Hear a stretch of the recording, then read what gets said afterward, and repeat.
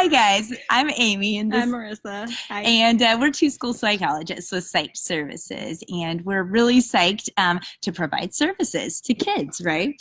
But we wanted to talk a little bit about what we do beyond just what you think of when you think of a school psychologist, which is evaluations and goals For and special accommodations. education. Yes, and recommendations. We do so much more than that. So one of the things that we have started is Mindful Mondays, which Amy started it because she's awesome. She's brought in a new burst of energy into psych services. well, I do love mindfulness, Yeah. and I feel like it's a big buzzword right now, Yep. but I feel like it's hard sometimes to even know what it is, or we feel nervous about asking what mindfulness is because everyone's talking about using this thing and we may or may not know what it is. So, Or some people may tune out because they think it sounds like some sort of trendy thing of the day. Like you said, it's a big buzzword right now, but what does it really mean? correct. So it's a state of mind, right? It's a state of mind where you're aware of what's happening in the present, and you're acknowledging things. So you're acknowledging your thoughts, you're acknowledging your feelings, and you're acknowledging the sensations in your body. First, you got to notice them. Mhm. Notice that they even exist. And we talked about before we went live, we do this a lot with kids. It's a research-based strategy to reduce anxiety is to simply notice in the moment and notice what you're doing with your feet. Notice what you're doing with your hands. Notice what you're doing with your hair. Notice how you feel on the inside. Notice the sounds. Like right now I hear a bird. Mhm. I hear Amy breathing a little bit. And we teach kids to do this when they start to get anxious, to bring them back into the moment. So first you notice and then you acknowledge. Mhm. And sometimes That we're value. able to just sit and do that. And sometimes we need some strategies to help us be mindful. Sometimes it's, static. Just sitting there and doing that is not enough to really bring you to a place of calm where you can have that awareness. Especially if your brain is overactive, which for most of the kids we work with, their brains are overactive because of ADHD or anxiety or whatever. But also as adults, we still way. have that too. Right. And So we love to teach, right? And we love to give goals, and we love to tell people how they can help their child be mindful. But we realized we should probably talk about our own strategies that we use since we're implementing you can't Mindful help a kid Mondays. unless if your anxiety is high, then it's like the life mask thing on an airplane. You can't help a student or a child unless you're first. You have the oxygen flow. In your frontal lobe is what I got to get in my frontal lobe before I can help the kids. That's so, true. That's true. So practicing mindfulness for ourselves. Yeah. So we thought that we would each share one strategy that we use to practice mindfulness. I still haven't picked mine because I'm one of those people who has tried to stay out of the whole mindfulness movement, but I've got it. Let's go. Okay. So first, the full disclosure, I love mindfulness. However, I don't always access it when I need to. And this is my entire profession. That's part of the problem, right? It the is. reason you need to be mindful is because you're not in the moment. That's right. It's a paradox. So we're all working on it. We're school psychologists, and we're still working on it. That's true. That's why kids need people to remind them, hey, remember what you're working on? Well, we need it for each other. That's true. That's true. So my personal favorite mindfulness is coloring. This is my favorite book. This is by somebody named Jenny Lawson. She has several books out too that are extremely funny, but she has this coloring book, and she has little stories that go along with it. You can see here's an example of a story, and here's a coloring that I actually finished. Now this would not be a coloring that would take me a day or even a week. I think that one took me over a month.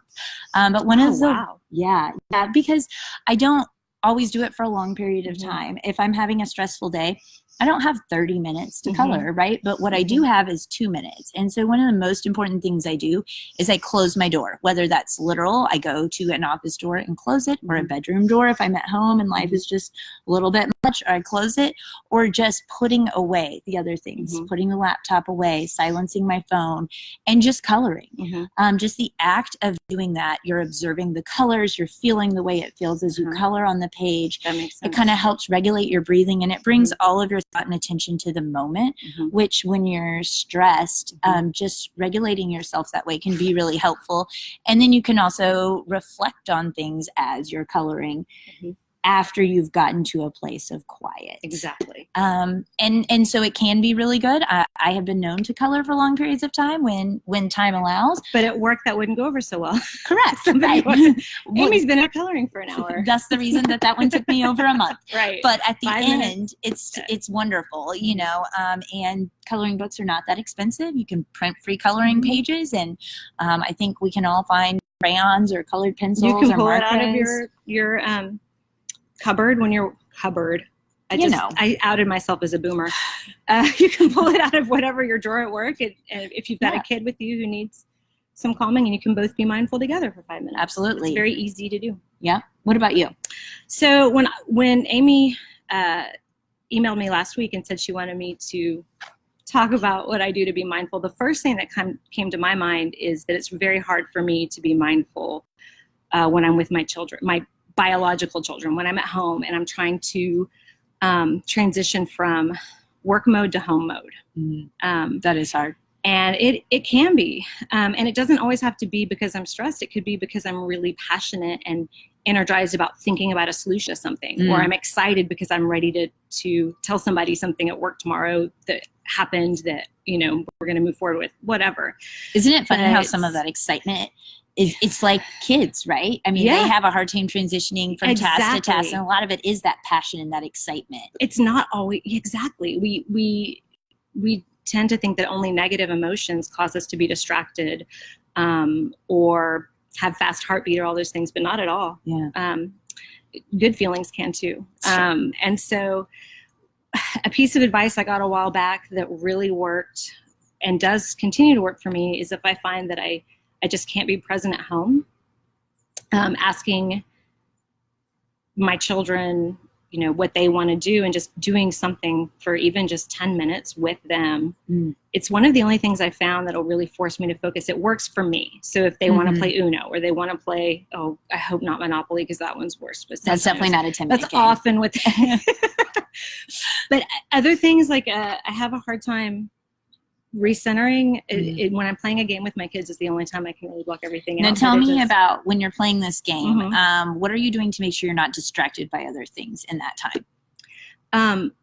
I can just focus all my attention on the back and forth nature of the game itself. And again, I think a big part of this is realizing that not the same thing doesn't work for everyone. And I could very much see a situation, most of the things I try, it's very hard for me to make my brain focus where I want it to focus. But when it comes to my children and playing a game, I'm able to just think about, it's their turn. This is what they're doing. Okay, now it's my turn.